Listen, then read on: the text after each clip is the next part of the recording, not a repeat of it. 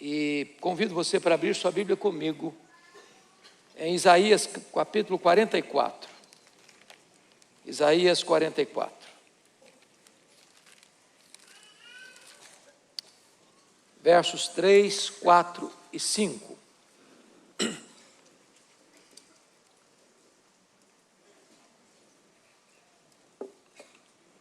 Isaías 44, 3 a 5. Está escrito o seguinte: porque derramarei água sobre o sedento, torrentes sobre a terra seca. Derramarei o meu espírito sobre a tua posteridade e a minha bênção sobre os teus descendentes. E brotarão como a erva, como salgueiro junto às correntes das águas. Um dirá: eu sou do Senhor. Outro se chamará do nome de Jacó. O outro ainda escreverá na própria mão: eu sou do Senhor. E por sobrenome tomará o nome de Israel. Amém. Há alguns anos eu estava pregando em Salvador, na Bahia. E naquela ocasião eu pregava sobre avivamento. Terminado o culto, havia uma repórter da cidade que estava lá para uma entrevista. E aquela repórter olhou nos meus olhos e me fez uma pergunta perturbadora. Ela me perguntou assim: o senhor crê no que prega? Eu disse: é claro. É claro que eu creio no que eu prego. E ela, um tanto quanto cética, redarguiu: mas o senhor crê que ainda hoje possa acontecer um avivamento?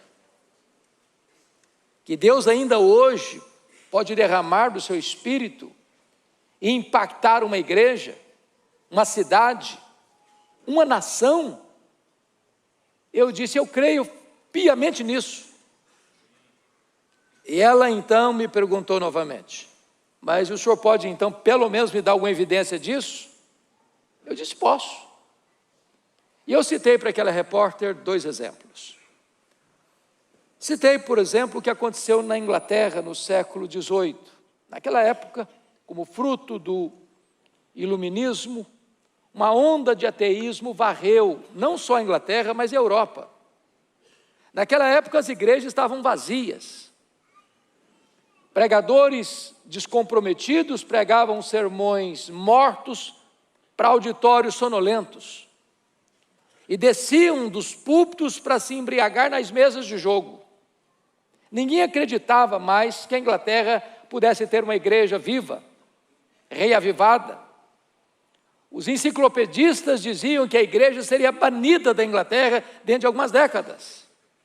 A igreja parecia muito mais um vale de ossos secos.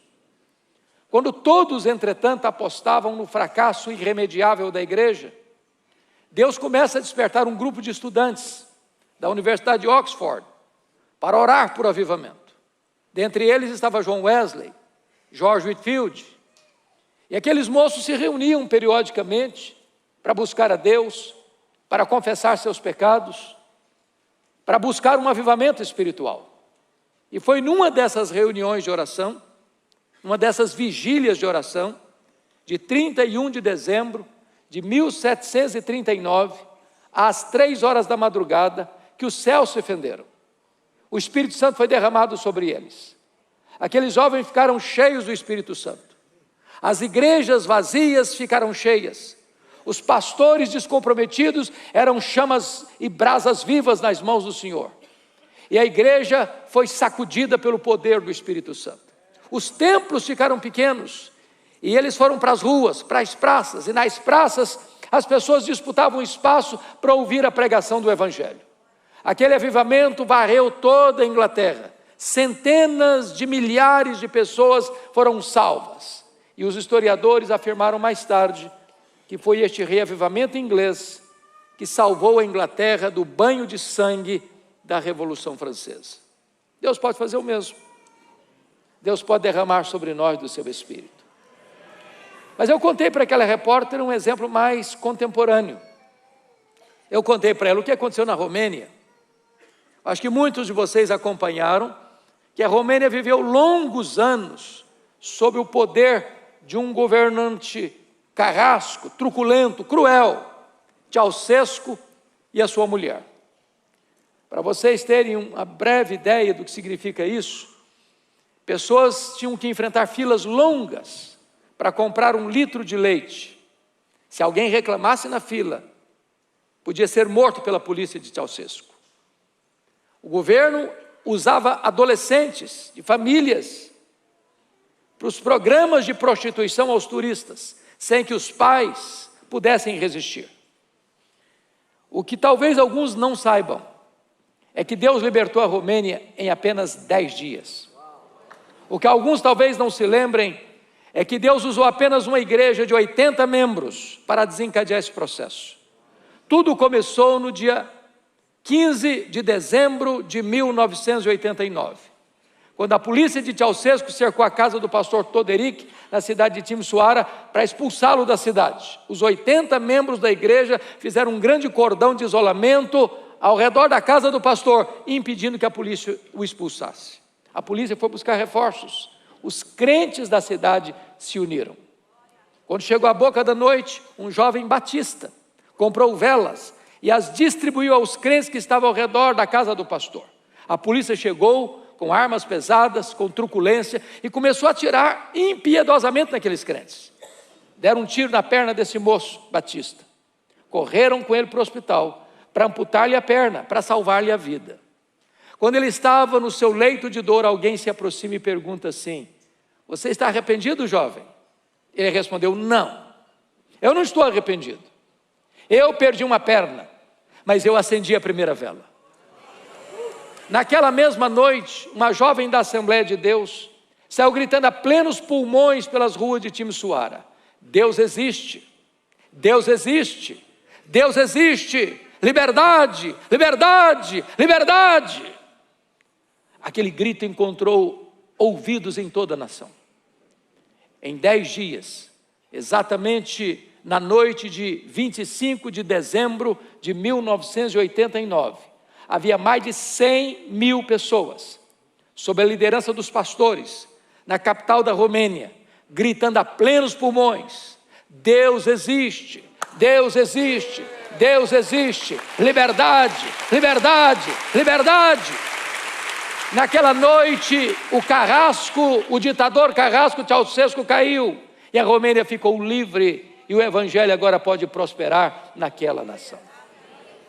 Meus amados irmãos, eu creio firmemente que Deus pode nos visitar com um grande avivamento, impactando igrejas, cidades, a própria nação. O texto que nós acabamos de ler trata exatamente deste assunto. Há 4 verdades aqui que eu quero destacar. Primeiro, o avivamento é uma promessa de Deus. Segundo, o avivamento é uma necessidade da igreja. Terceiro, o avivamento deve ser buscado pela igreja. Quarto, o avivamento traz resultados extraordinários para a igreja. É sobre esses 4 assuntos que eu quero tratar com vocês à luz desta passagem. Vejamos então o primeiro ponto. O avivamento é uma promessa de Deus. Volte os seus olhos, por favor, ao verso 3. Porque derramarei água sobre o sedento, torrente sobre a terra seca, derramarei meu espírito sobre a tua posteridade e a minha bênção sobre os teus descendentes. Esta promessa tem 2 características. Primeiro, é uma promessa segura. Quem está prometendo aí não é um homem, não é uma igreja, não é um concílio eclesiástico, não é uma denominação religiosa. Quem está prometendo é o próprio Deus, o soberano Deus, que fala e cumpre o que diz, que não é homem para mentir. A nossa esperança e expectativa de um avivamento é porque Deus prometeu. E se Deus prometeu, Ele é fiel para cumprir. Esta promessa é segura.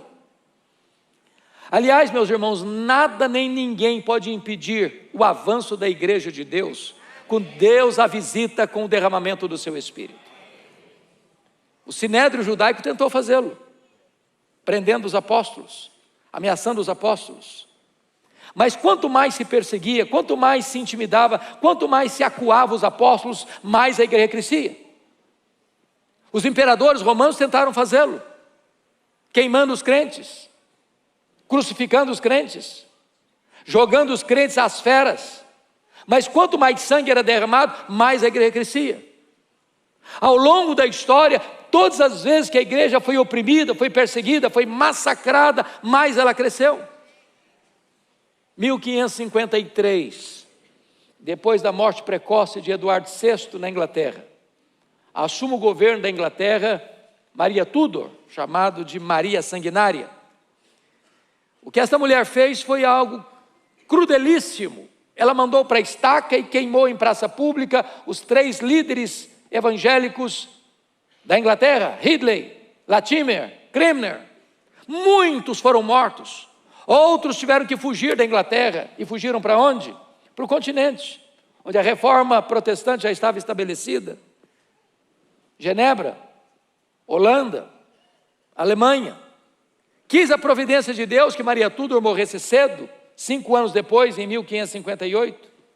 Assume o governo da Inglaterra sua irmã, Elizabeth, que governa de 1558 a 1603. E o primeiro decreto de Isabel, ou Elizabeth, foi trazer de volta os foragidos para a Inglaterra.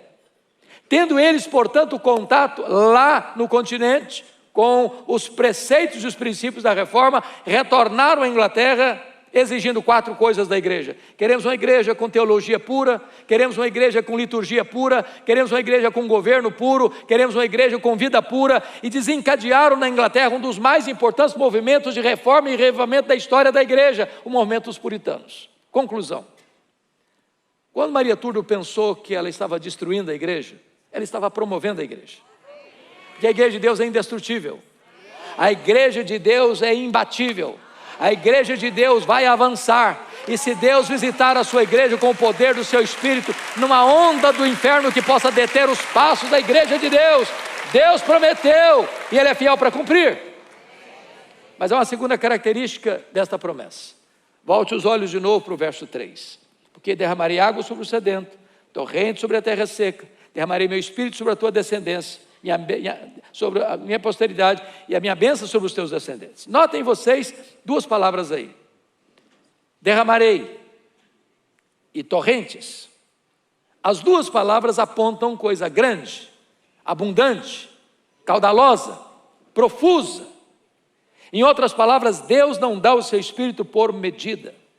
Ele tem algo grande para nós, maior do que podemos imaginar ou até mesmo esperar. Irmãos, um dos maiores problemas, penso eu, da nossa vida cristã é limitar a obra de Deus ao nosso conhecimento e à nossa experiência. Achamos que tudo quanto Deus quer e pode fazer é aquilo que conhecemos, é aquilo que já experimentamos. E a Bíblia diz que Deus pode fazer infinitamente mais do que tudo quanto pedimos ou pensamos, conforme o seu poder que opera em nós. Para mim, pastor Paulo, a mais ousada oração que eu encontro na Bíblia é Efésios 3,19. Paulo chega a pedir que você e eu, que a igreja, seja tomada de toda a plenitude de Deus. E o que é isso? Quem é Deus? Quem é Deus? Poderíamos apenas lembrar os atributos incomunicáveis de Deus. Deus é autoexistente, Deus é infinito, Deus é imenso, Deus é eterno, Deus é imutável, Deus é onipotente, Deus é onipresente, Deus é onisciente, Deus é transcendente, Deus é soberano, Deus é maior que tudo quanto Ele criou. Mas talvez venha uma outra pergunta: então qual é o tamanho daquilo que Deus criou? Qual é o tamanho do universo? Se Ele é transcendente, Ele está além do universo, Ele é maior que o universo. Mas qual é o tamanho então do universo? Nenhum astrônomo, por mais perito, pode dar essa resposta com total precisão. Mas os estudiosos afirmam que o nosso universo tem mais de 93 bilhões de anos-luz de diâmetro. Isso significa que se eu voasse a velocidade da luz, 300 mil quilômetros por segundo, nessa velocidade, eu demoraria mais de 93 bilhões de anos para ir de uma extremidade à outra do universo. E Deus é maior que o universo. E agora Paulo está preso, está ajoelhado, por esta causa eu me ponho de joelhos, e está pedindo para que você e eu sejamos tomados de toda a plenitude de Deus. Para que você não pense que Paulo está delirando, É que ele diz no versículo 20, o verso seguinte: ora, aquele que é poderoso para fazer não mais, não muito mais, mas infinitamente mais do que tudo quando pensamos ou pedimos, conforme o seu poder que opera em nós. Ou seja, Deus tem algo maior para nós. Ele pode derramar sobre nós do seu Espírito e sermos todos nós tomados de toda a plenitude de Deus. Mas me permita ilustrar isso de uma maneira mais simples. No século XIX, havia uma família muito pobre na América. Morava na região rural. Essa família tinha 7 filhos pequenos, de 14 anos para baixo. Quando o chefe da família morre, deixando a viúva pobre, endividada e com 7 crianças para criar, e grávida do 8º. Quando nasceu não era o 8º, era o 8º e o 9º, porque eram gêmeos. Os credores vieram, levaram o pouco que ela tinha, e alguém disse para ela: se a senhora não der alguns desses filhos para alguém criar, eles vão morrer de fome. Mas ela não abriu mão dos filhos. Com 39 anos de idade, já estava com os cabelos brancos, de tanto trabalhar na roça para dar pão àquelas crianças. Um dia o 5º filho disse assim para ela: mamãe, eu vou sair da roça, eu vou para a cidade, Deus tem um plano na minha vida. E foi para Boston, em Massachusetts. Lá o seu tio conseguiu-lhe um emprego numa sapataria. Um dia, o professor de escola bíblica dominical foi lá na sapataria e falou de Jesus para aquele menino, e ganhou aquele menino para Cristo nos corredores da loja. Um dia esse jovem entra numa igreja e o pregador está dizendo o seguinte: o mundo está para ver o que Deus pode fazer na vida de um homem totalmente entregue nas suas mãos. E ele diz: meu Deus, eu quero ser esse homem. Ele começou a pregar. Um dia ele estava pregando em Chicago, e 2 senhoras idosas da igreja metodista abordaram-no na porta da igreja dizendo assim: nós estamos orando pelo senhor. Ele perguntou: mas por quê? Para que Deus o revista com o poder do Espírito Santo. Esse homem um dia caminhava pelas ruas de Nova York, na Wall Street, quando de repente o Espírito Santo veio com um grande poder sobre ele. Ele saiu correndo, entrou na casa de um amigo, entrou no quarto, fechou a porta, caiu de joelhos. Ele diz que parecia que ondas elétricas penetravam pelo seu corpo. Ele diz que ainda que lhe desse toda a riqueza do mundo em troca daquela experiência, ele rejeitaria. Quando ele se levantou dos seus joelhos, nunca mais a história dele foi a mesma. Nunca mais a história da América foi a mesma. A partir daquele dia, aquele homem ganhou mais de 500 mil pessoas para Cristo. Aquele homem era Dwight Lyman Moody, um dos maiores avivalistas de todos os tempos. Deus é o mesmo, e Deus pode fazer o mesmo ainda hoje. Deus prometeu e Ele é fiel para cumprir. A promessa do avivamento, ela é segura e ela é abundante. Mas agora vamos olhar a segunda verdade desse texto. O avivamento não é só uma promessa de Deus, é também uma necessidade da igreja. Volte os olhos de novo para o verso 3. Porque derramarei água sobre o sedento, torrente sobre a terra seca, derramarei meu espírito sobre a tua posteridade e a minha bênção sobre os teus descendentes. Há 2 palavras aí, meus amados irmãos, dignas de destaque. Primeiro, terra seca. Segundo, sedentos. Você já viu uma terra seca? Bramando por chuva? Eu tenho tido a alegria e a bênção de pregar na conferência Consciência Cristã, em Campina Grande, na Paraíba, já por 14 anos, na abertura daquela conferência. E às vezes, quando chego ali ao período do carnaval, a terra está seca, rachada, e o gado morrendo de fome e de sede. Aquela terra está gritando por chuva. Mas você já passou sede num lugar ermo? Sem água? O desespero que é. Porque sede é diferente de fome. Se você estiver com fome e você não se alimenta na hora, seu estômago está doendo, está gritando. Mas se você não se alimenta, a dor vai embora. E você jejua um dia, e você jejua 2 dias, e você jejua 3 dias, e você jejua uma semana. Há pessoas que conseguem jejuar até muito mais do que isso. Agora a sede não é assim. A sede é implacável. A sede tortura você. A sede esmaga você. A sede estiola você. A sede mata você. Sabe quando a igreja há de experimentar um avivamento? É quando a igreja tiver sede de Deus, desespero por Deus, fome de Deus. Quando a igreja experimentar aquilo que nós cantamos aqui hoje, quando nada mais importar. Quando Deus for a grande e maior aspiração da igreja. Há muitas pessoas hoje que querem, como cantamos, bênçãos. Não, nós queremos mais do que bênçãos, nós queremos o abençoador. Nós queremos não dádiva, nós queremos o doador. Queremos não coisas, queremos Deus. É por isso que historicamente, meus irmãos, nunca houve, nem no registro bíblico do Antigo Testamento, nem no registro bíblico do Novo Testamento, nem na história da igreja, nenhum avivamento que não tenha sido precedido por oração, oração, oração. Antes de Deus derramar o Espírito Santo, Deus está procurando alguém sedento. Antes das torrentes caírem, Deus está procurando uma terra seca. É quando a igreja buscar em oração, mais do que qualquer outra coisa, é que Deus há de derramar sobre nós as torrentes do seu Espírito. Eu tive a bênção, a alegria de visitar a Coreia. Vocês bem sabem que eu, como pastor presbiteriano, Paulo, eu fico triste, o coração às vezes até pesado, de nós estarmos aqui no Brasil há mais de 160 anos, aliás, 164 anos. Se nós somarmos todos os presbiterianos do Brasil, nós não temos 2 milhões de membros, somando todos. Não temos 1,5 milhão, acho que não chega a isso.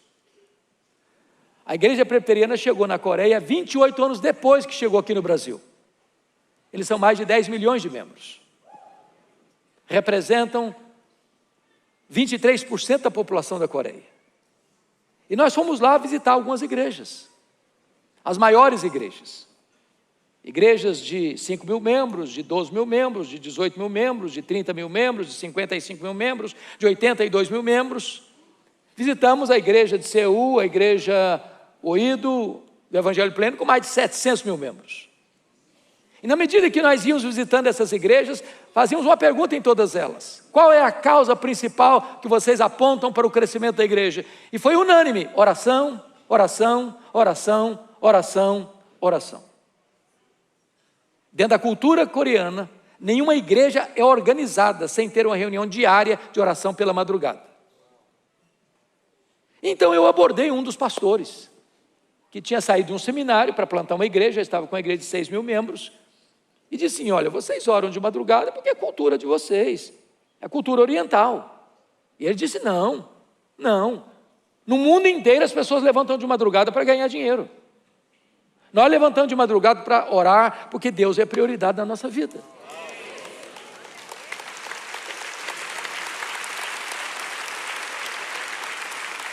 Nós visitamos uma igreja, a igreja Myeonsong, que tinha 4 reuniões diárias de oração.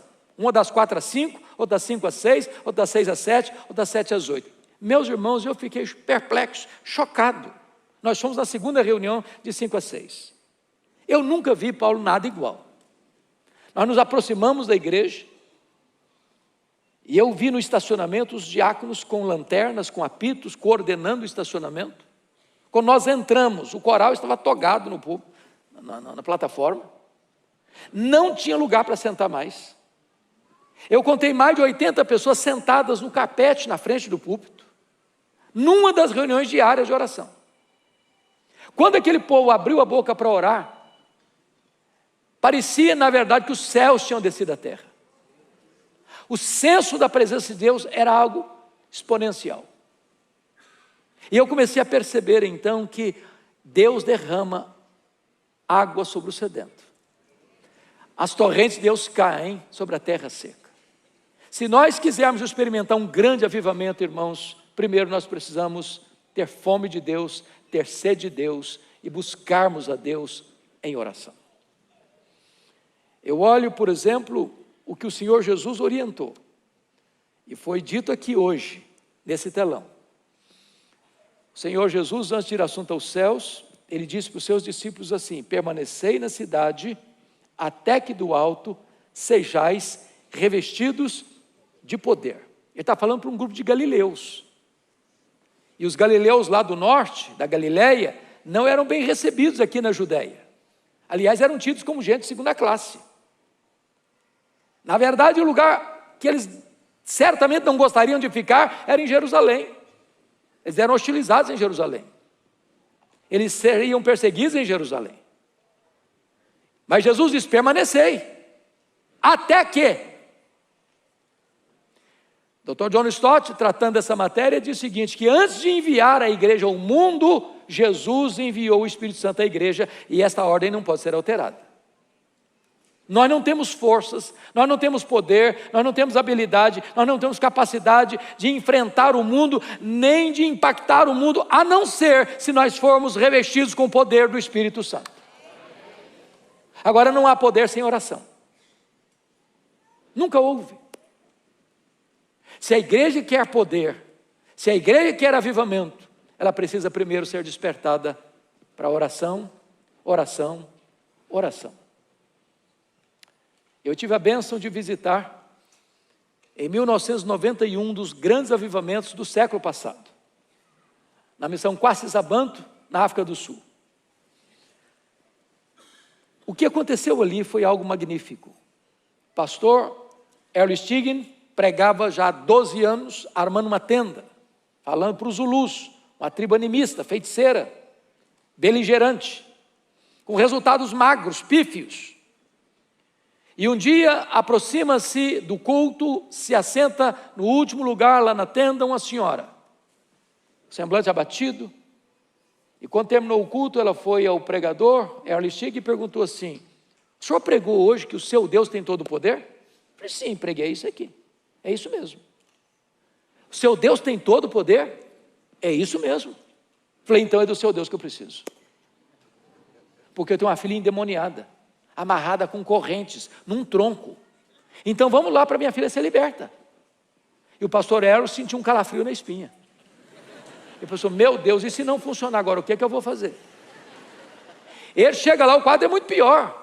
A moça estava igual um bicho, uma fera, ensanguentada, amarrada num tronco, com correntes grossas. E em vão ele tentou expulsar os demônios daquela moça. Chamou os missionários da região, não conseguiram. Amarraram a moça e levaram para um outro local. Ela quebrou tudo por lá, tiveram que devolver a moça num estado pior. E o pastor Errol tomou a decisão: vou embora. Não tem mais credencial, não tem mais capacidade, não tem mais autoridade para pregar aqui, vou embora. Quando ele estava se preparando para ir embora, o Espírito de Deus segredou a ele e disse: não, você não tem que ir embora, você tem que buscar poder. Buscar poder. E eles pararam tudo e começaram a orar. E oraram. E na medida que eles foram orando, Deus foi trazendo convicção de pecado, eles foram se arrependendo do pecado, eles foram chorando pelo pecado. Nos últimos 3 meses, eles se reuniam 3 vezes por dia, eles só conseguiam chorar, tamanha a convicção de pecados que Deus trouxe sobre eles. Depois de 3 meses de lágrimas, numa determinada manhã, o Espírito Santo foi derramado sobre eles. A primeira coisa que fizeram foi ir naquela casa e, na autoridade do nome de Jesus, no poder do Espírito Santo, libertar aquela moça. Os feiticeiros iam correndo, chorando, sem que ninguém falasse com eles lá no campo, com pressa para acertar a vida com Deus. Quando os missionários levantavam de manhã, tinha 5, 10, 15, 20 pessoas na porta de cada um para acertar a vida com Deus. Eu vi ali um templo construído numa fazenda para 15 mil pessoas, com 3 cultos por dia. Coisas maravilhosas acontecendo, cegos enxergando, paralíticos, tetraplégicos andando, mortos ressuscitando. Eu tive o privilégio de ouvir o testemunho da regente do coral, que ficou 17 horas no caixão, quando estava sendo levada para o cemitério, o Senhor Jesus a levanta da morte. Se você quiser conhecer essa história, há 2 obras disponíveis. Primeiro, Reavivamento na África do Sul, está em português. Segundo, se você tem acesso ao inglês, God Among the Zulus, de Kurt Koch, Deus entre os Zulus, onde todos esses fatos são registrados, narrados com muita eloquência, mostrando para nós que se a igreja se arrepender, se a igreja orar, se a igreja tiver sede e fome de Deus, se ela for uma terra sedenta, Deus há de derramar sobre nós das torrentes do seu Espírito. É promessa de Deus e é necessidade da igreja. Mas há uma terceira verdade nesse texto, meus amados. Primeiro, é promessa. Segundo, é necessidade da igreja. Terceiro, o avivamento deve ser buscado pela igreja. Buscado pela igreja. Vocês vão perceber que a igreja necessita desse avivamento. E aí tem um símbolo que me marca muito, porque há vários símbolos do Espírito Santo na Bíblia. Por exemplo, o hálito, o vento, o fogo, a pomba, o azeite e a água. A grande pergunta aqui é: por que o Espírito Santo está sendo simbolizado aqui pela água? Penso para nos ensinar algumas lições. Primeiro, não tem vida sem água.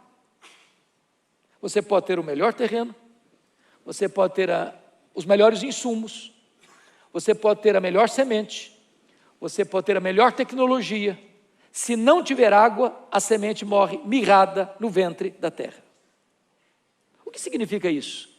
Nós podemos ter templos bonitos, nós podemos ter toda a tecnologia sofisticada, nós podemos ter os músicos mais ilustres, nós podemos ter os pregadores mais cultos e eloquentes.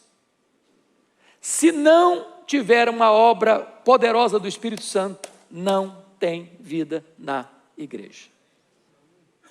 Nós poderíamos usar todos os nossos recursos, todo o nosso conhecimento, toda a nossa tecnologia, toda a nossa metodologia, toda a nossa eloquência, e não produziríamos sequer um convertido. Sem a obra do Espírito Santo não tem vida na igreja. É Ele quem dá o arrependimento, é Ele quem dá a fé, é Ele quem regenera, é Ele quem sela, é Ele quem batiza, é Ele quem traz poder para a igreja, é Ele quem santifica a igreja. Nós precisamos, irmãos, de termos essa sede de Deus e essa necessidade do Espírito Santo de Deus. Porque sem o Espírito Santo não tem vida, não tem vigor, não tem santidade, não tem poder, não tem capacitação. Mas notem comigo que a água tem uma outra função. A água é necessária também para purificar.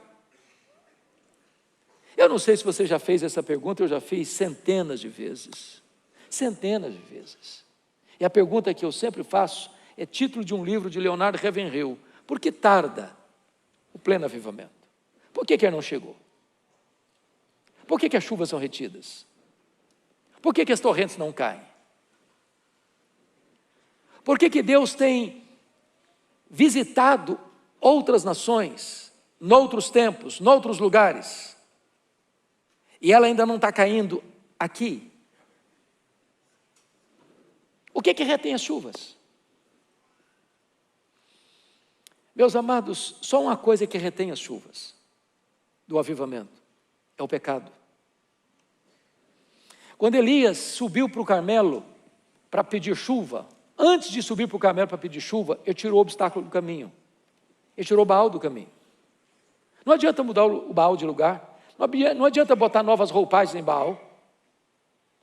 Não adianta dar outros nomes a Baal. Enquanto Baal não for removido, as torrentes não descem. O problema da igreja contemporânea é que muitas vezes ela está imitando o mundo, está copiando o mundo. Se você olhar para a vida de um crente hoje e de um não crente, parece que não tem tanta diferença. O índice de divórcio na igreja é quase o mesmo fora do mundo, lá do mundo. O índice de rapaz e moça que vai para a cama no namoro é quase o mesmo lá do mundo. O índice de gente na igreja que mente, que faz negócios errados, que faz falcatruas para ganhar dinheiro, é quase o mesmo lá fora. A igreja precisa se arrepender. É preciso ter choro pelo pecado. A ordem de Deus é: santificai-vos, porque amanhã o Senhor fará maravilhas no meio de vós. Sem santidade, não tem sede de Deus, não tem avivamento. As chuvas são retidas. Nós precisamos desse avivamento. Nós precisamos ter sede de Deus, fome de Deus, para que o Espírito Santo, ao vir, trate conosco, mudando a nossa vida, mudando a nossa história, reverberando isso no casamento, na família, no trabalho, na empresa, nos negócios, na vida financeira, na vida comercial, na vida relacional, na vida familiar, na vida como nação. Mas notem, meus irmãos, a água tem outro propósito. A água, ela é necessária para matar a sede. Você está aqui hoje, você pode ser o empresário mais rico de Belo Horizonte. Você pode morar no apartamento mais luxuoso de Belo Horizonte. Você pode morar na casa mais palaciana de Belo Horizonte. Você pode ter a conta bancária mais robusta de Belo Horizonte. Você pode ser a pessoa mais conhecida e popular de Belo Horizonte. Você pode ser a pessoa com mais medalhas de honra ao mérito de Belo Horizonte. Se você não for cheio do Espírito Santo, a sua vida continua vazia. Coisas não podem satisfazer o homem. Deus colocou a eternidade no nosso coração, e tudo aquilo que é terreno, e tudo aquilo que é material, e tudo aquilo que é apenas para esta vida, não pode satisfazer o homem. Só Deus pode fazê-lo. Só Deus pode preencher. Só o Espírito Santo pode dar sentido pleno e maiúsculo à sua vida. Eu acabei agora, Paulo, de publicar o comentário de Eclesiastes, e foi tão compensador para mim estudar Eclesiastes. Um dos livros mais desafiadores da Bíblia. O que me impressiona é que Salomão foi um homem que viveu tudo de forma maiúscula e superlativa. Foi o mais rico, foi o mais sábio, foi o mais famoso.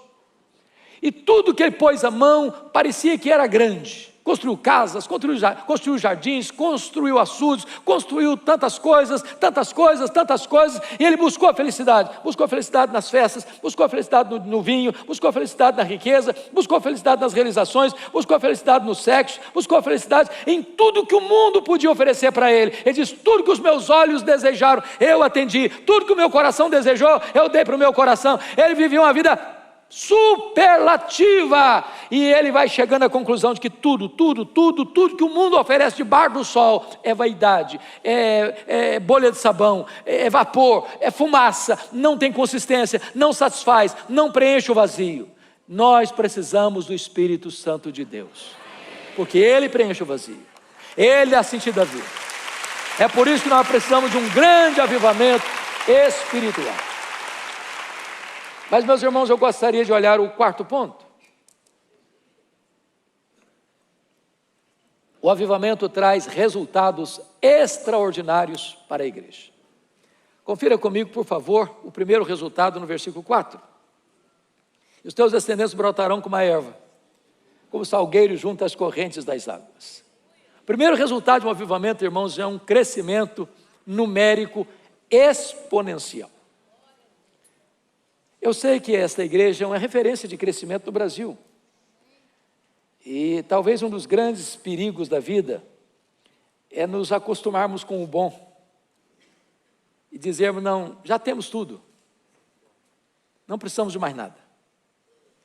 E eu creio que o que Deus já fez até hoje é medida mínima do que Deus vai fazer amanhã. Vocês moram numa das maiores cidades do Brasil. Vocês já imaginaram o que é essa cidade toda saber que o Espírito Santo está agindo poderosamente neste lugar? Vocês já imaginaram se acontecer aqui o que aconteceu lá no livro de Ruth? Aconteceu um rumor em Belo Horizonte, que aqui na Batista Central tem pão quentinho dos fornos celestiais. Vocês já imaginaram se impactar Belo Horizonte a ponto das portas desta igreja não comportarem, ainda que vocês façam culto todo dia e várias vezes por dia? Deus pode fazer isso. Os descendentes de Abraão vão brotando como salgueiros junto às correntes das águas. Eu anseio por isso, eu almejo isso. A maioria dos templos evangélicos estão plantados em ruas, em avenidas, onde milhares e milhares de pessoas passam todo dia, toda hora, e às vezes não são impactadas. Quando Deus derrama do seu Espírito, irmãos, os descendentes de Abraão vão brotando, como salgueiros junto às correntes das águas.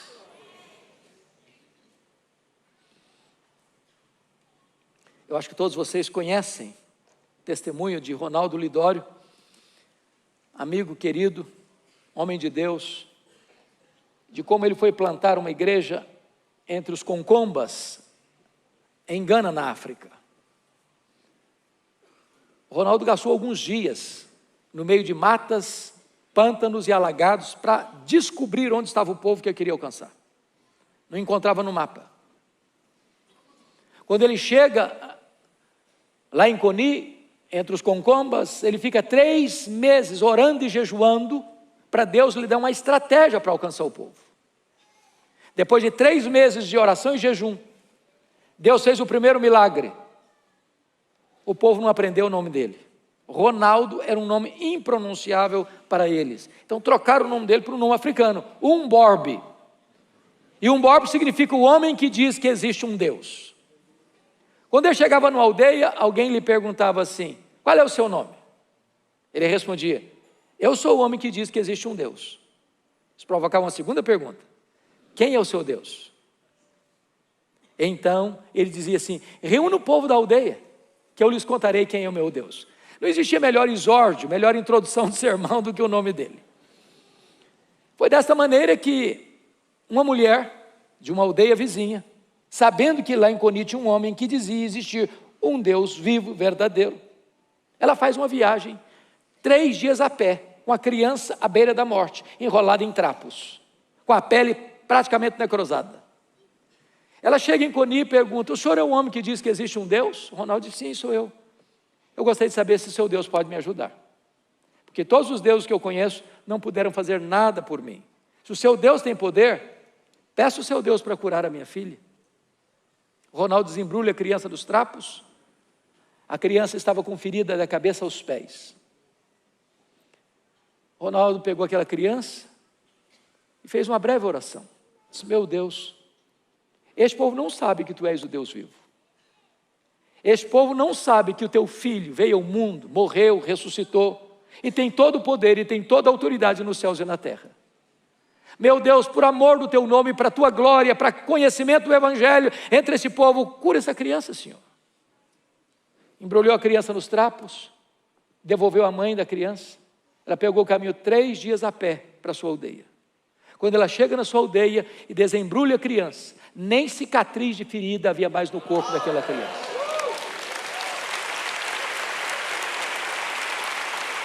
E aquela mãe sai gritando por todas as cabanas da sua aldeia ter encontrado o Deus vivo. E o Ronaldo registra num dos seus livros que a partir daquele dia não ficou um dia sequer sem que pelo menos uma pessoa fosse convertida a Cristo. Os feiticeiros vinham chorando, sem que ninguém fosse falar com eles, para entregar a vida a Cristo. O Ronaldo passou ali pouco mais de 5 anos, plantou 14 igrejas com mais de 4.000 pessoas convertidas. Hoje são dezenas de milhares de pessoas convertidas. Porque quando Deus derrama do seu Espírito, os descendentes de Abraão vão brotando como salgueiros junto às correntes das águas. Nós ansiamos por isso. Nós aguardamos esse dia, em nome de Jesus. Mas há um segundo resultado aqui, confira comigo o versículo 5. Um dirá: eu sou do Senhor. Outro se chamará do nome de Jacó. Outro ainda escreverá na própria mão: eu sou do Senhor, e por sobrenome tomará o nome de Israel. Segundo resultado de um avivamento, irmãos, não é apenas crescimento numérico, mas é testemunho de todos os crentes, onde todos vão se levantar, mas eu sou do Senhor. Imagine você esse exército aqui, com milhares de pessoas, nas ruas, nas praças, nas lojas, nos hospitais, nas universidades, no comércio, na indústria, em todas as frentes dessa cidade, e cada um saindo dizendo com todo o vigor e com toda a força: eu sou do Senhor, eu sou do Senhor, eu sou do Senhor, eu sou do Senhor, eu sou do Senhor, eu sou do Senhor. Essa mensagem sairá na velocidade de rastilho de pólvora e alcançará Belo Horizonte. Meus irmãos queridos, nós precisamos do poder do Espírito Santo para termos ousadia, para termos intrepidez, para termos poder para pregar este nome que é sobre todo nome, o nome de Jesus.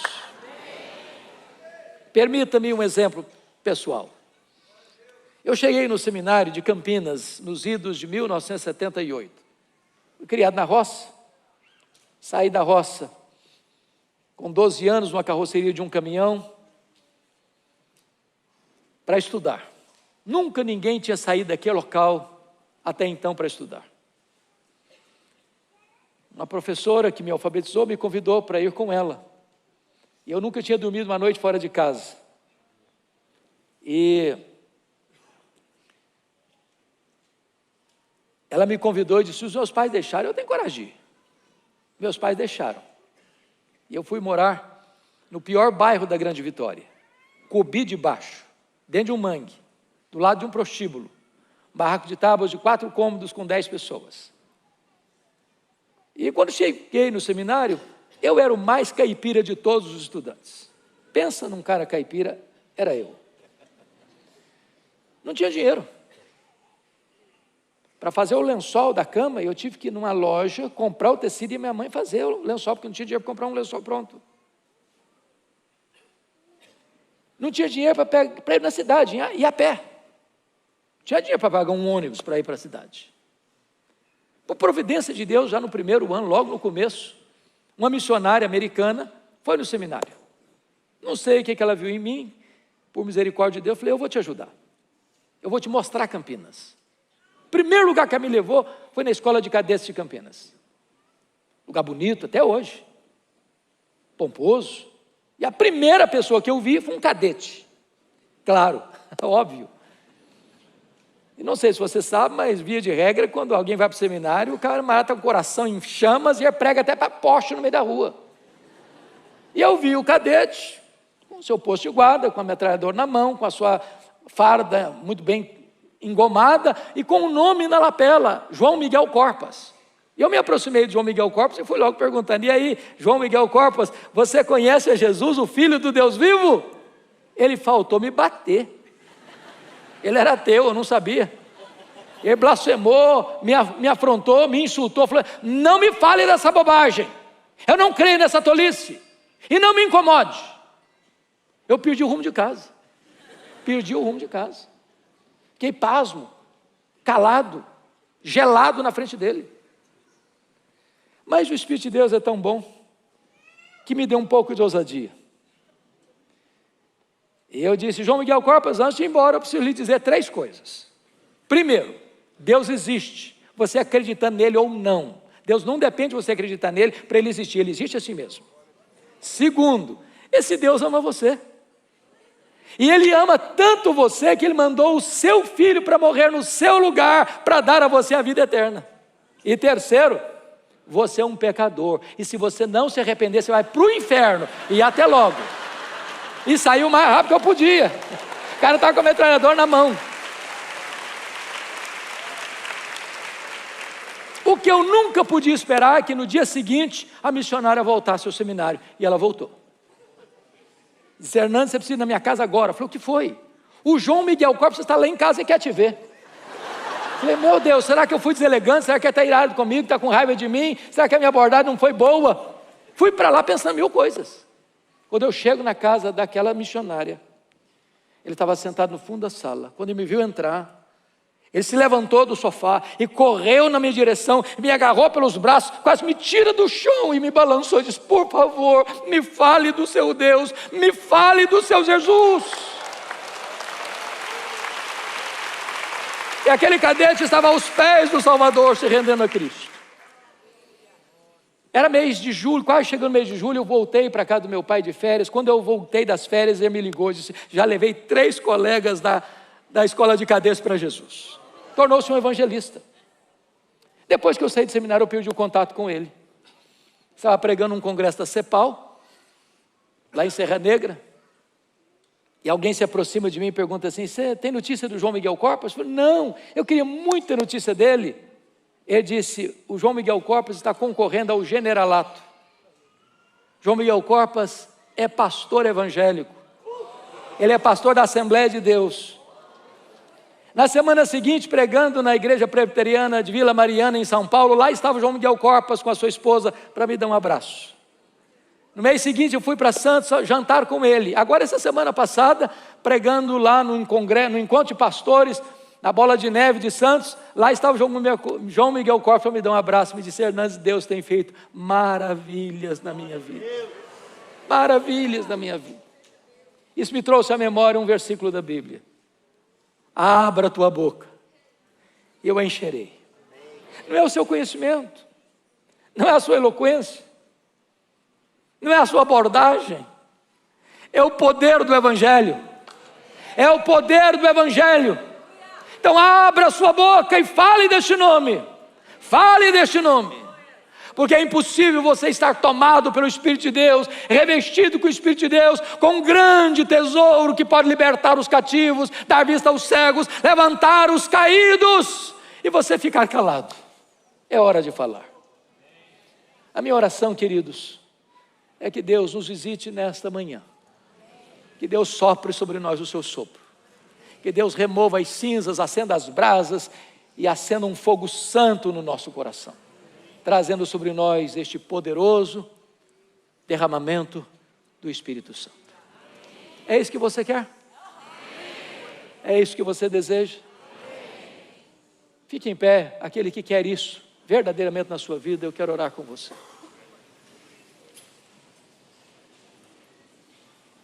Deus bendito, nós te adoramos nesta manhã, porque a tua palavra é confiável, a tua palavra não falha, a tua palavra é viva e poderosa, e aquilo que ela promete, tu tens poder de cumprir. E aqui está esta igreja, ansiando, desejando ardentemente uma visitação do céu, um derramamento do Espírito, um avivamento espiritual. A tua palavra diz que o Senhor lá do céu está olhando e procurando um homem, uma mulher, um jovem, uma criança, cujo coração seja totalmente teu. Ó Deus, olha do céu e vê agora esta congregação. Vem visitar esta vinha, Senhor. Se tem alguém aqui com o coração apagado, triste, abatido, sem ânimo, sem vigor, sem entusiasmo, na mornidão espiritual, reaviva este coração, Senhor. Se tem alguém aqui, meu Deus, que se desviou da tua palavra, se desviou do Evangelho, está longe do teu aprisco, traz de volta, Senhor. Se tem alguém, meu Deus, que caiu num fracasso moral e acha que não tem mais jeito, não tem mais esperança para ele, levanta essa pessoa, Senhor. Se tem alguém aqui, meu Deus, que já foi gente de linha de frente, mas que deixou o arado e abandonou e não quer mais, se decepcionou, meu Deus, restaura esta vida. Se tem alguém aqui, Senhor, que tem dificuldade de crer, ou que não entende essas coisas, ajuda na sua falta de fé. Nós não queremos apenas ouvir falar, nós não queremos ler apenas dos avivamentos da história, nós queremos que tu faças de novo. Faz de novo, Senhor. Faz aqui, Senhor. Volta o teu rosto para nós.